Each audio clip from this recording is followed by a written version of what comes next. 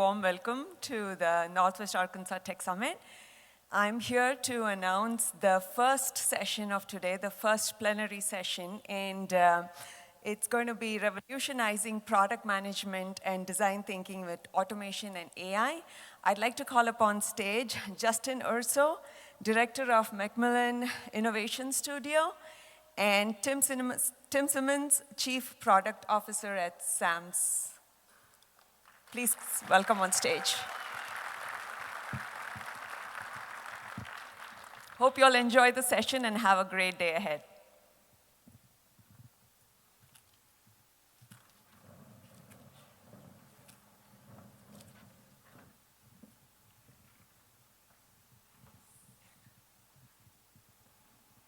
Good morning, everybody. Thank you for being here. Thank you, Chris, for that warm welcome, and we're excited to see the jetpacks tomorrow. This is my 10th Tech Summit to be at. A lot has changed in Northwest Arkansas over the last couple of years.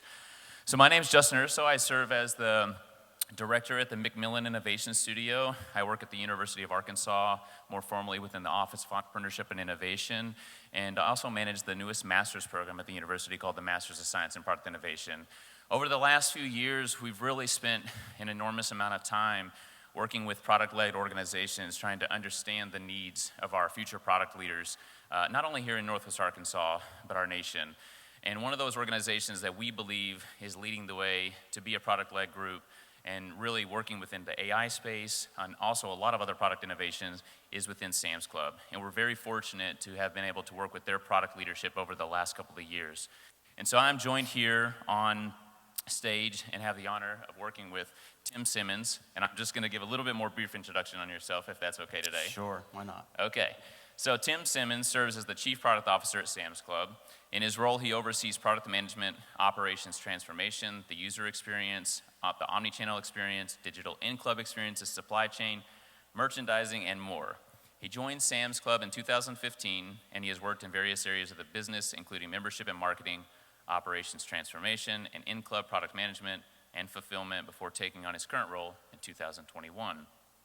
Before joining Sam's Club, he spent more than 15 years working largely in professional services, doing advertising and consulting, working with groups like Ernst & Young, and during his time, he worked with clients across numerous industries, including technology, retail, oil and gas, entertainment, travel, food and services, healthcare, and working to increase market share and provide measurable impact.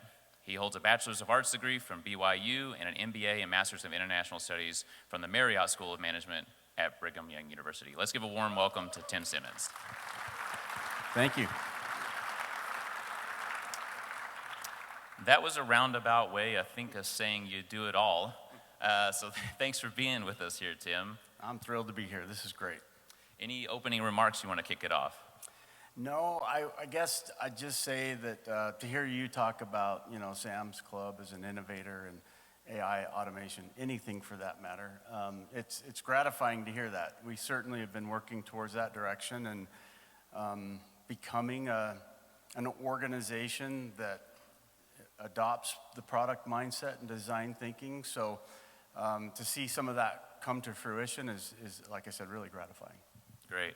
Well, we're here at this conference. A lot of the discussions have been around AI. So we need to obviously talk about that. So tell us a little bit. I'm sure people are eager to understand, what is Sam's Club doing in this field and working to be product-led in that space?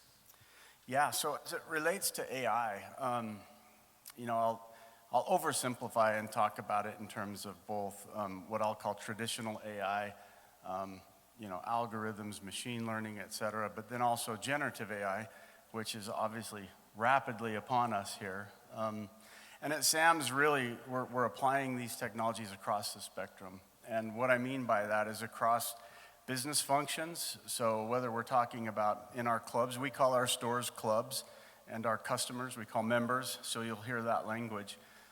So whether we're talking about in the club and with our members and associates that are working the club, or supply chain, or activities we're doing in replenishment and merchandising, so we're applying the technology pretty much everywhere in our organization and across our operation.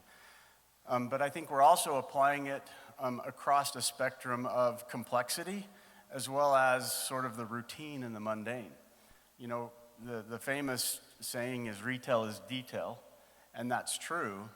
And sometimes retail is detail is just mundane, routine tasks that we ask our associates to do over and over and over again. And we're finding that that's a prime space for AI and automation. If we can free our associates up from the routine and the mundane so that they can now engage in what I think of as higher order or higher value tasks, like helping a member, that's great. But also on the complex side, we do some very complex things in retail, like demand forecasting, or even in the club trying to figure out, well, how much of this item should we produce in the club that day? It's a really complex question when you step back and try to understand that. And so we're finding that AI is a powerful tool across the spectrum of those complex as well as routine and mundane activities. How is it being received within the product organization, and how are you all embracing it? I know from our perspective at the university, we're having a lot of discussion around how this gets integrated into academic units, and how do we prepare the next generation responsibly, to utilize these tools. And so within your organization, how is it being viewed today? I think within the product organization, it's being received very well. I kind of think of my team, and when I say my team, I'm talking about product managers, designers, UX, UI designers. We have UX researchers, people that kind of facilitate design thinking.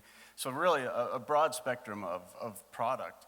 And I like to think of us as a little bit at the tip of the spear of this. So we're bullish on it. We are looking for opportunities to deploy these capabilities. I think more broadly in the organization, at times we do run into some hesitation. We run into, sometimes there's some fear that, well, I'm the subject matter expert. I'm the one who knows how to run the business across these 25 spreadsheets. Do we really trust the machine to start taking that over? So there are times where we have to test, demonstrate that it doesn't break things, and that B, it can actually make it better over time. So there's a lot of change management that goes on in certain areas of the business as well. Do you find your team coming to you with questions about, responsibility in this field, or maybe looking to see what's next, and are they okay integrating it more rapidly into their units? Yeah, I think, as it relates to responsibility, there's a number of questions that come up. I think one of the first ones that comes up is, are we replacing jobs, and should we proceed if that's the case? And I can't speak for the industry as a whole. I can speak for Sam's Club specifically, and we don't look at it that way. We don't look at it as, hey, let's go deploy AI, and then we're going to need fewer associates to work a club because it's automating a lot of things.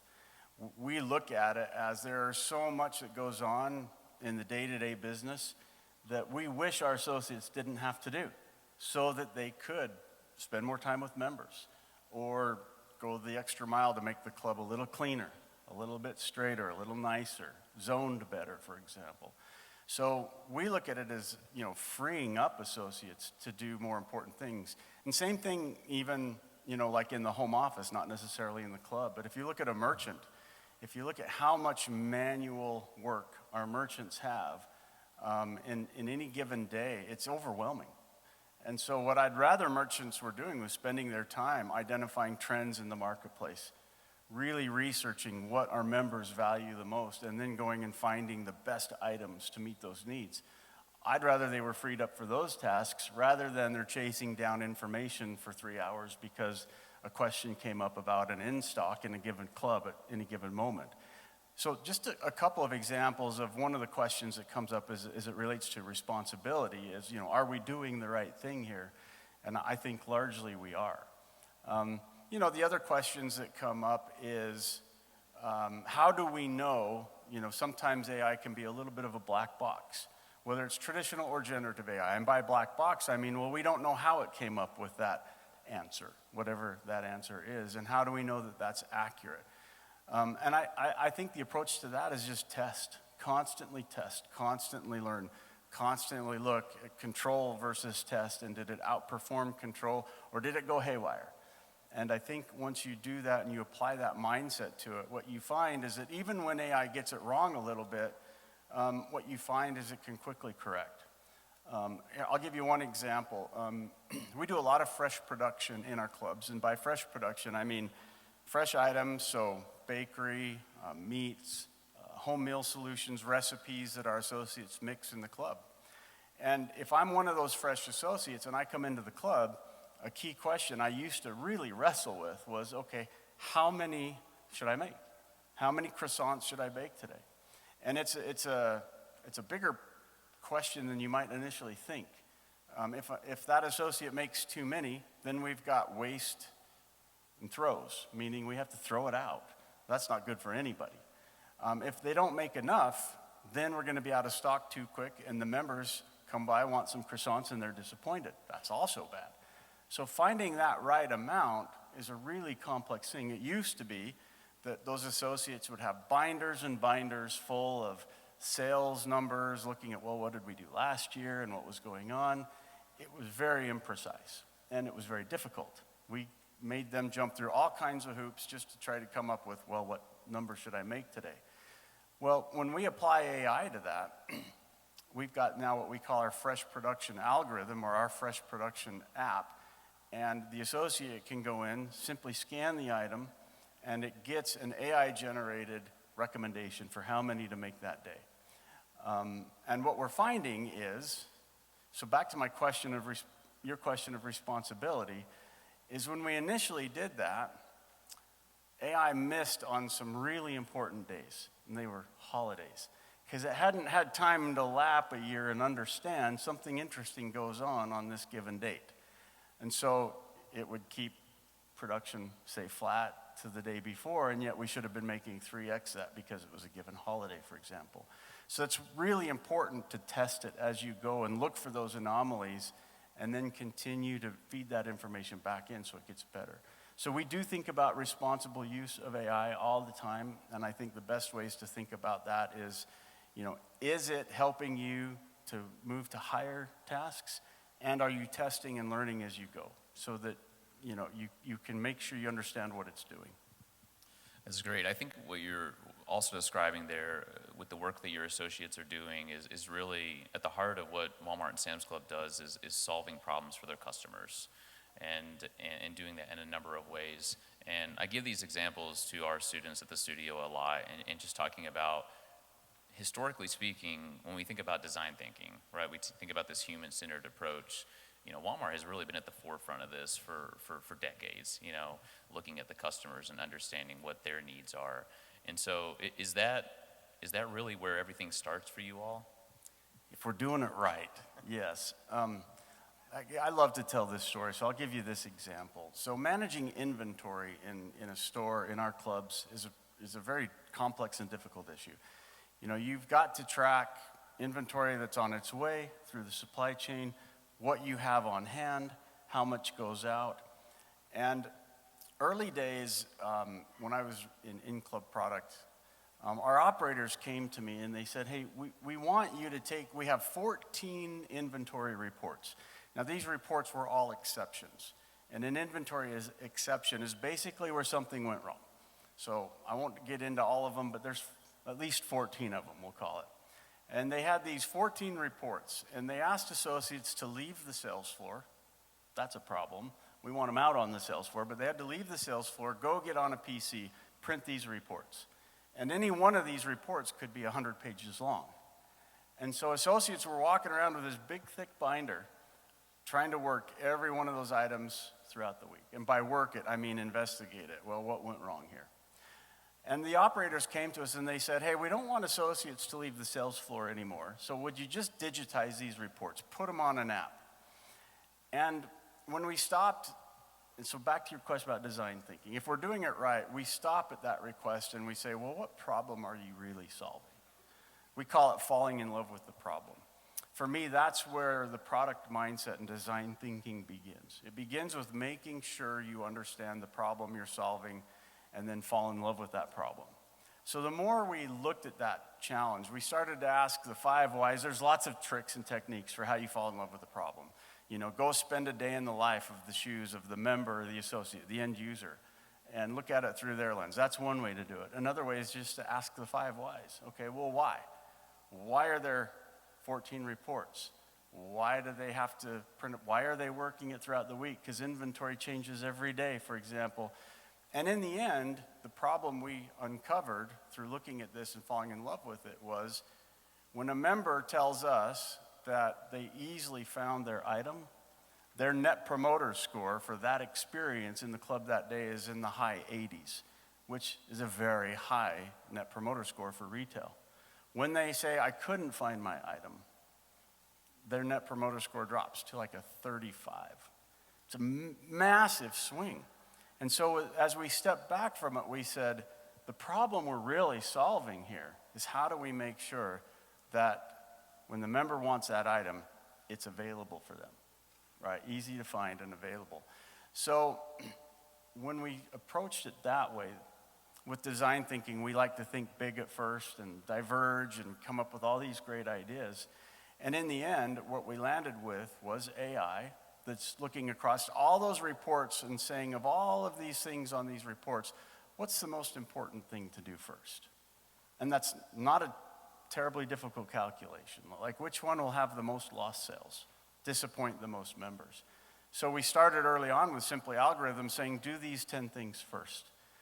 And that's evolved now to, we have automated floor scrubbers that self-navigate and clean the floors. And we thought, hey, what if we attach towers and scanners to that scrubber? And what if we can, because the other problem we have with inventory intelligence is we were all getting yesterday's news in the systems today. It was all batch overnight processing. We thought, well, what if we can get a more real-time snapshot of the inventory for same day? And that's what we've enabled with the scrubbers. So using computer vision, AI, algorithms, and intelligence, now not only can we understand the highest priority items and issues, but we can actually automate a lot of them. Sometimes, one of those reports, for example, was, here's these 50 items that have no location in the club. And now with the scrubber and with computer vision, we can automate that. We auto-populate where those items are. And I could give you 25 other examples of where the scrubber using AI and computer vision are now solving routine tasks that associates used to do, and our in-stock rates are improving, our member satisfaction is improving, sales are improving, and oh, by the way, associates are a lot more happy because that wasn't very fun work to do. So I think we probably have a lot of students in the audience today, and I want to dig in more to the scrubber, and talk about the product mindset that probably began with. Obviously, you didn't start just testing in clubs automatically with that. Where did that idea come from? And how was that received initially? And talk about that kind of process. Yeah, so as we started to, and here's another thing about the product mindset as we think about it is it's this cycle of quick launch. So we always start with a minimal viable product. So launch fast. I think it was the LinkedIn founder who said, if your MVP doesn't embarrass you, you're not going fast enough. So we try to launch really fast, even though it's a clunky experience. Why? Because you learn quickly. Did this solve the problem? Does it come close? Sometimes our MVP is just a design, like a mocked up experience that we'll put in front of members and say, what do you think? So it starts with that. And when we started with, all right, we'll use AI to rank the most important things, that was our MVP. But then we start to test and iterate and continually learn and go faster. The next problem we ran into was we're dealing with yesterday's news in all of our inventory systems. So then we started to struggle with how do we solve that problem? And trust me, we threw everything we could think of. We had drones flying around in our club saying, can drones scan it? Well, there was a problem with battery life and all kinds of other issues. We tried all kinds of things. And one day, somebody from Walmart, some of our Walmart friends, said, hey, you guys should come over and look at this floor scrubber. It's great at scrubbing floors. So we went over, we looked at it, and I had 2 or 3 product managers standing there with me as we were looking at it. And like almost immediately, one of them said, I think this could solve the problem of real-time inventory. And what they immediately started thinking about was adding scanners and other attachments to it that could get that read. So it started with move to our next problem as we're iterating on this whole body of work we call inventory intelligence. So as we move to the next problem and we're thinking about how do we solve that problem, all of a sudden opportunities just sort of pop out in front of you, and that's how it happened. Now, if we hadn't been in that product mindset thinking about that problem to solve, we would have probably just looked at it as a floor scrubber. So I think that's a really important concept. Yeah, we talk a lot about that mindset in the studio.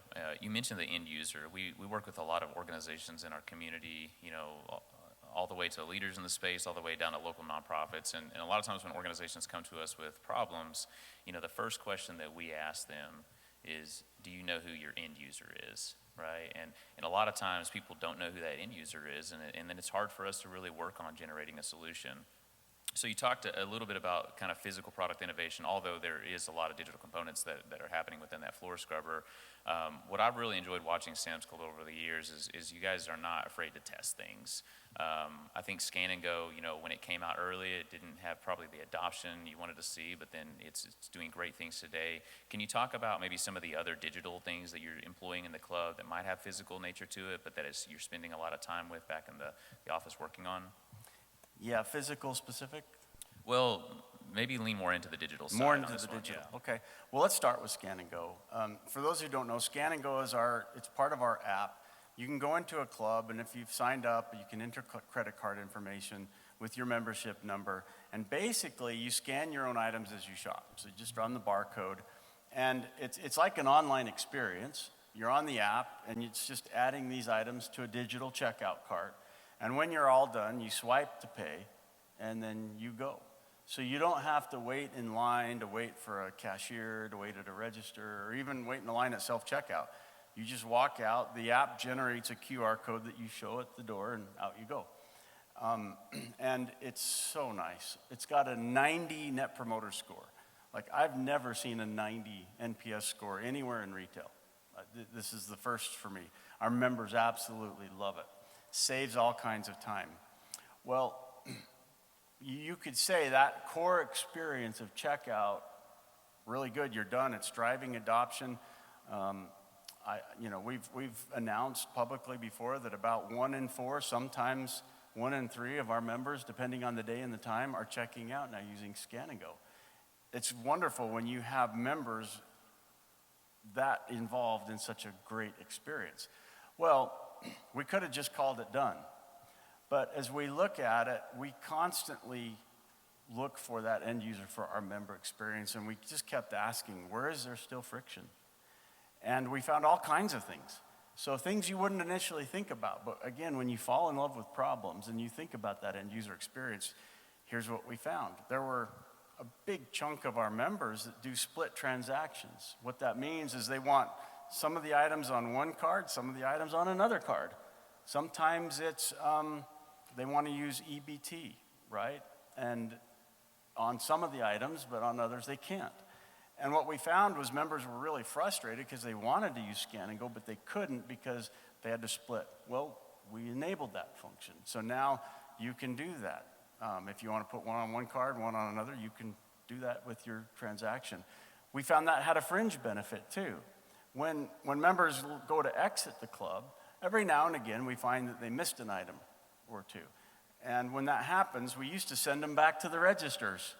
But now they can just reopen it, do it as a split transaction, scan that item they missed, and pay for it. So that's another example we heard was members said, I have this great experience, I check out, but we want to stop by the cafe. And so I just have this great digital experience, frictionless, and now you tell me to go stand in that line and wait, for 30 minutes on a busy day to get my hot dog combo. And they're like, I hate that. So we added cafe to Scan and Go. And I could go on and on. We're constantly looking for how can we find those friction points and remove them for our members. So, and then if you look at the roadmap for Scan and Go, so this is yet to be released, but we're looking at how do we now solve problems like members can't find their item. Even though it's there, it's out for sale, and it's where it's always been, they just don't know where it is. How can we help them do that in Scan and Go? How can we help them find what we call the treasure items, the treasure hunt? They might not know that we've got this new item in that they would absolutely love. But there are really exciting things we're exploring in Scan and Go on how we can expose members to all that information and continue to remove friction. When I was listening to you a second ago, it sounded like you were describing my Saturday afternoon, because that's about everything that I was doing in the Sam's Club. Yeah. I think the one problem that I haven't been able to solve is which kid's going to use the Sam's Club Scan and Go app, because they like scanning those. Yeah, they like to do it. Yeah, they do. I saw you all test some things in store recently with regards to food automation. Can you talk about some of those projects a little bit? Yeah. You talk about the hamburgers? Yes, they're really good. Yeah, for those of you that were in our, it was down in Fayetteville, I believe, in our Fayetteville club, we had a robotic hamburger maker. And that kind of seems like it's out of the blue, and it was out of the blue. We have a small team that we call Network 32. It's a long story, it's a cool story. But they're tasked with looking at things 5 years out. I expect our teams, everybody on my team knows that one expectation I have is that they are constantly innovating and that they're doing what I call innovating against the roadmap. So every sprint, every planning section, as they prioritize the things they're going to work on, I insist that they innovate on those things, that they don't just go do what they've seen somewhere else, but that they solve that problem in innovative ways. But nobody was focused 5 years out. And working with our former CEO, Kath McClay, she came to me one day and she asked that question, Tim, who's looking 5 years out? And I said, that's a really good question. So we stood up this small team, and initially when we stood them up, metaverse was all the buzzword. So I initially said, well, go explore the metaverse. And they came back and essentially they're like, nobody knows what that is yet. But they said, we think it's going to have mixed reality, augmented virtual reality, and they said we think it's going to have something to do with digital twinning and something to do with robotics and automation. And so we said, okay, go. They're tasked with failing fast. Like, I expect they're doing experiments all over the place and that they're failing fast, because that's how I know they're learning as opposed to just, fiddling around. So they came to me with that. They said, hey, we want to get 3 of these robotic hamburger machines. We want to put one in the home office, one in a club here, one in a club in Dallas. And my first inclination was, what are you guys thinking? We don't even sell hamburgers in the club. Like, why would we even do this? And I luckily filtered myself, and I said, wait a minute, you told these guys to do crazy, wild experiments. So we said, okay. It was never intended to roll to scale. We just wanted to learn about, because we do a lot of food preparation like we've talked about here. And today it's very manual. But if we could automate some of that, what would it take? What are the things we need to know about? And so we learned so much from the robotic hamburger maker. Even though that was a 3-month experiment and then we send them back, we learned a ton. And so whether it's food automation or augmented reality, that team is constantly looking and exploring. You talked about having that machine, I guess, in the home office, doing some testing as well. I know next to the Sam's Club home office, this last year you all announced that you all are building something across the street there. I bet that's going to play a lot into some of the innovation that you're working on with your product teams. Can you talk a little bit more about that? Yeah, sure. It's another great story behind that. So we are building a design studio right across from our home office. We've named it already. We're calling it the Clubhouse, which I love. That's kind of fun. It has this connotation of play, but it also ties it to our club environment. The story behind this is our technology, sometimes our digital work is out in front of the physical realities of our club. So we used to have 8 pieces of hardware by our member services desk to sign up a new member.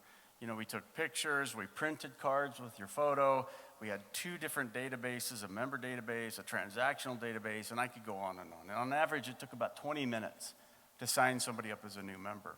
So we built a new app. It's called Membership Express, and the idea was we want to cut all that time out of this and remove all this friction. And we did. We got it down to 1 iPad And on average, it takes now about 2 minutes to sign up as a member. But that created an interesting physical reality. We used to have all this big, huge desk that went all along the wall at exit in our clubs. We didn't need that space anymore. And a long story short, one day operators decided, hey, we'll just make it a little square and we'll put it over by the entrance. They didn't fall in love with any problems, just put it over there. And it really wasn't, it turned out to be a terrible experience. I don't know if you remember that, but if you ever used our member services desk when it was a little square, it was really bad. You didn't know where to stand in line. There was no space, so associates felt they weren't even safe at times. Members are there giving really personal, private information, and right next to them is another member. It was really bad. So we embarked on this journey to design a new member services desk. And we uncovered all kinds of things as we went. The first one we built, after tons and tons of research, prototyping on paper, et cetera, we landed on one that we thought would be great. And we built the first one out of styrofoam. And I loved that. Going really fast, get a prototype, and start to get feedback. The problem was we didn't have anywhere to put it. There was no room in our home office for it. We didn't want to disrupt the club that big.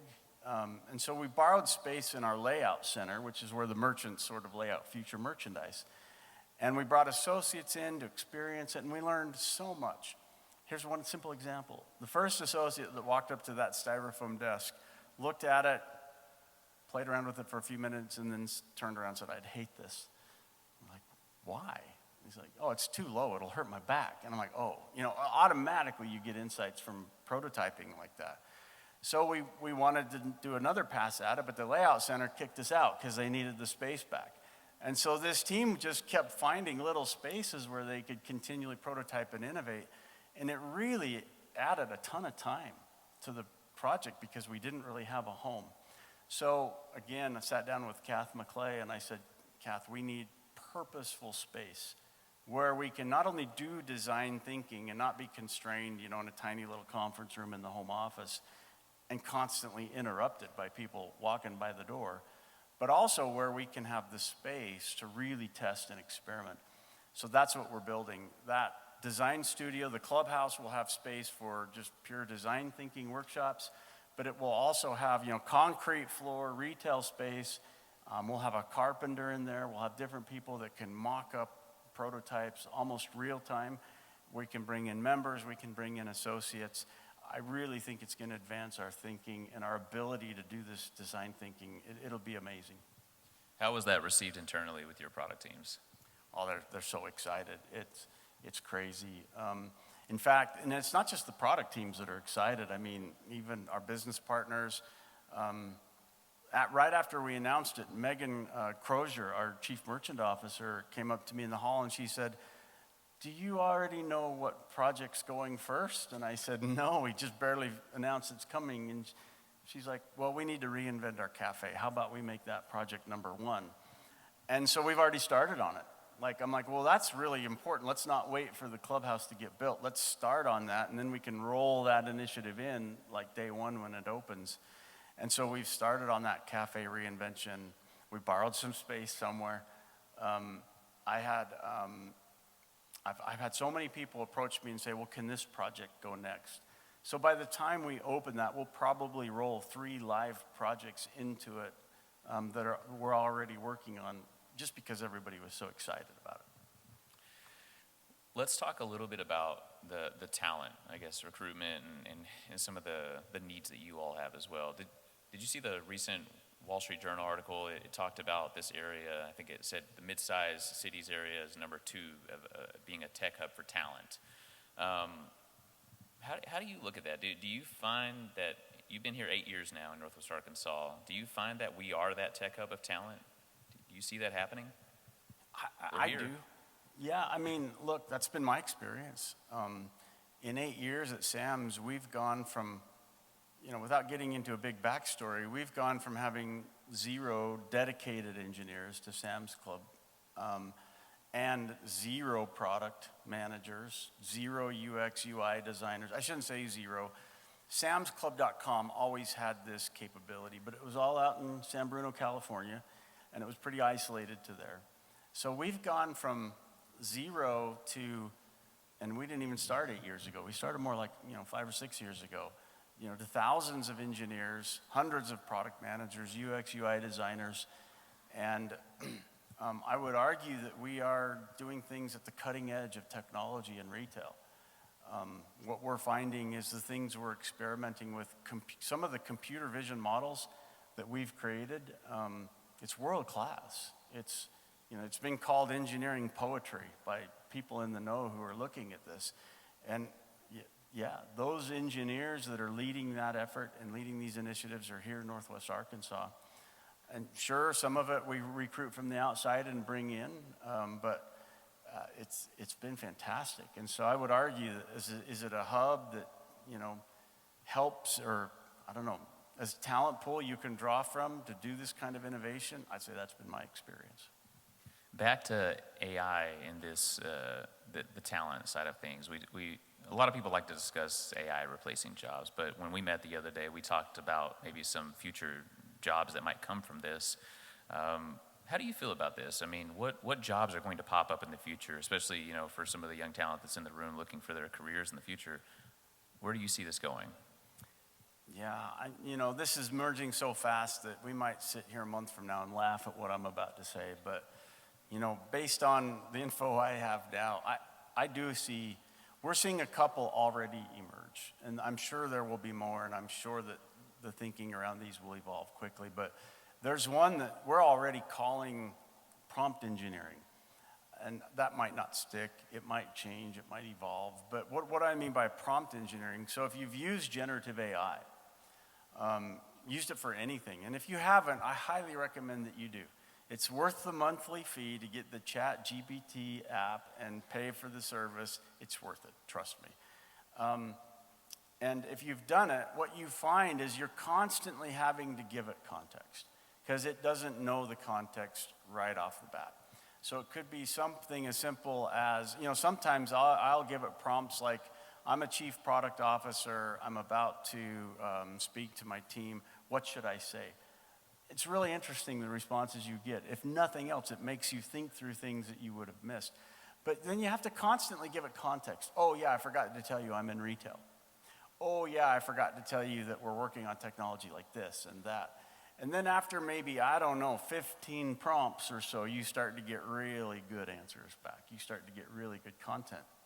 And what we're finding is that rather than have to go through that every single time, you can develop just enough code, point the right plugins into ChatGPT, where all of a sudden you don't have to do that every single time because you've engineered a way to prompt precisely over and over again. So for example, product managers are finding that ChatGPT-3 is really good for generating requirements documents, technology requirements documents, or generating research insights and summaries of a given vertical or space, et cetera.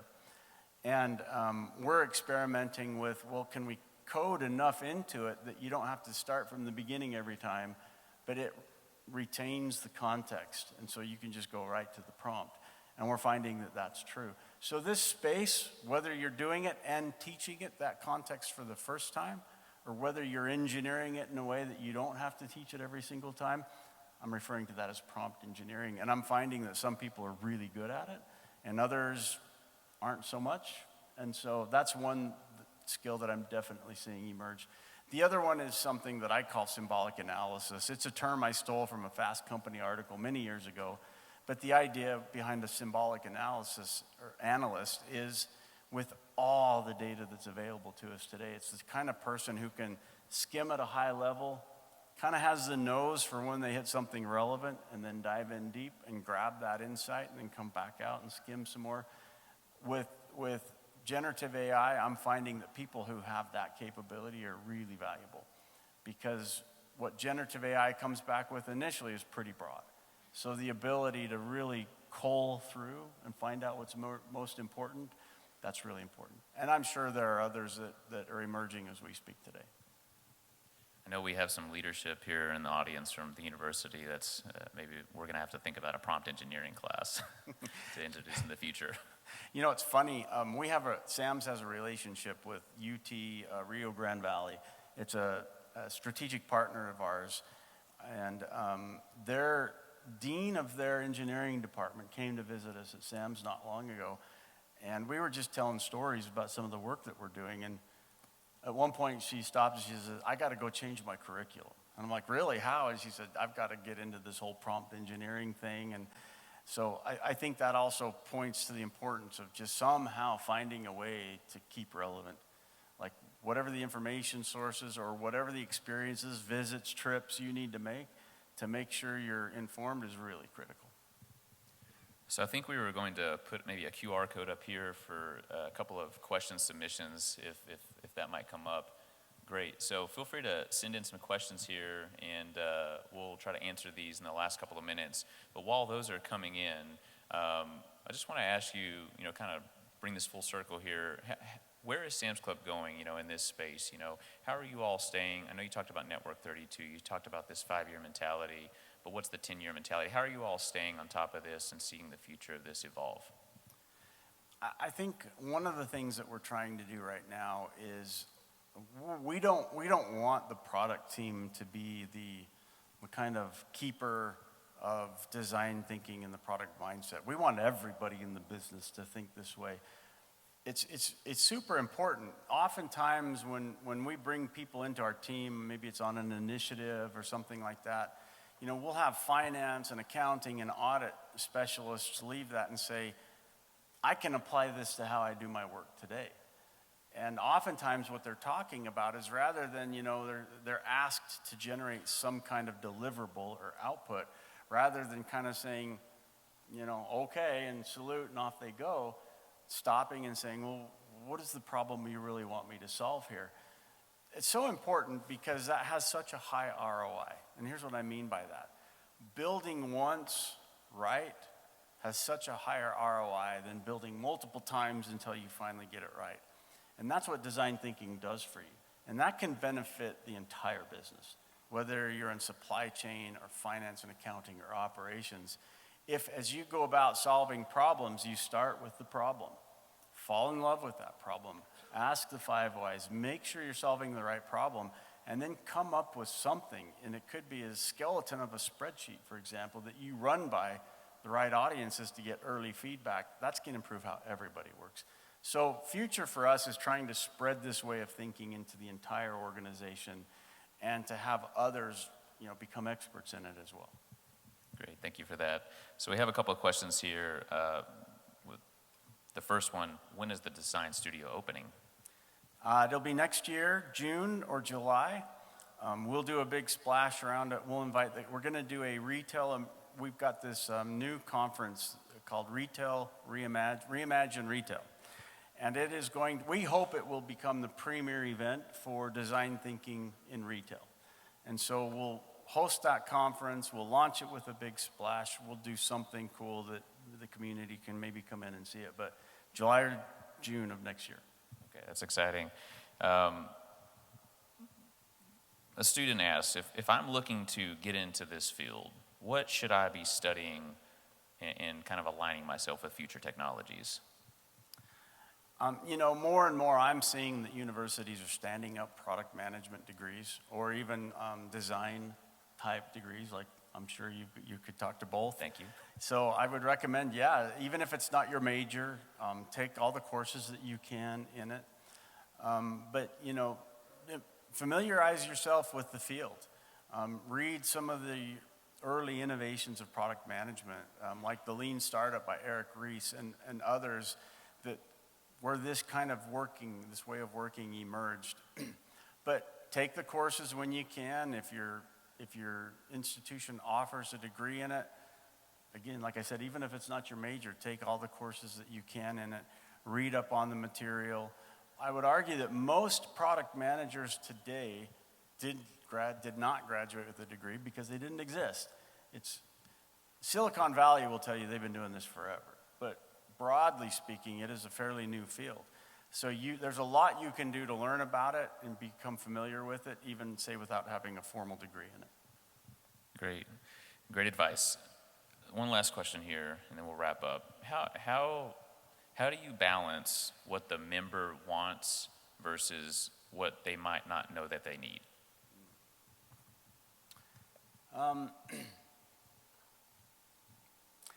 Balance usually equates with prioritize. And so prioritization is one of the most challenging things that you do as a product manager. It's one of the most challenging things I have, because the demand for technology and solving problems through technology is it's unsatiable, especially at Sam's Club. The backlogs are huge. You know, things that we want to do that we can't get to are massive. So how you pick the most important things to work on, how you look at that backlog and decide which ones you're going to work on, say in the next quarter or in the next sprint, it becomes really important, and that's one of the toughest parts of the craft there is. As it relates to members specifically, I think the things they know they want, that's the obvious ones. Sometimes we just go through and read one-star feedback. Like anytime they give us one-star feedback, we know we've got to fix that. That's a known pain point. They're saying, fix this. So I would kind of, if I'm triaging, I'd say, yeah, that's a big bleeder. Let's go fix that one right away. The ones that they don't know, those are the ones where you've really got to purposefully fall in love with the problem. And that's where some of the things, like if you had asked some members who are users of Scan and Go early on, hey, what else do you want? They probably wouldn't have said split transactions. They probably wouldn't have said things like, you know, cafe or fuel, using it, cafe or fuel station. But we found those by really spending time in our members' shoes, really diving deep into the experience. And frankly, sometimes it's even throwing up prototypes in front of them and watching them respond to it, and all of a sudden one of these insights emerge. So the things they don't know, that takes work. And that's the falling in love with the problem that you really need to be doing. The things they know, I would say most likely you feel those as a known pain point, and you've got to get it done right away. So fall in love with the problem, know who the end user is, be ready for change. A lot of great advice today. Tim, I want to thank you for being with us today. I think there's maybe another slide that's going to show your LinkedIn if anybody's interested in following you. But let's give Tim a round of applause. Thank you for being with us today. Thank you, Justin. Thanks, everybody.